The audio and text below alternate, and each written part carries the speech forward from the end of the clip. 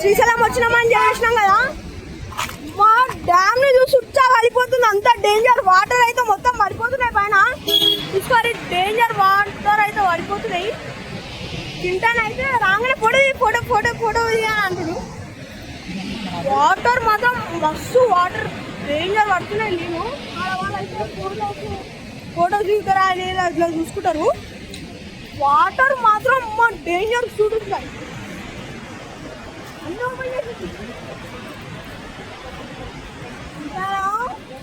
ఎట్లుందో చెప్పండి కామెంట్స్ లో.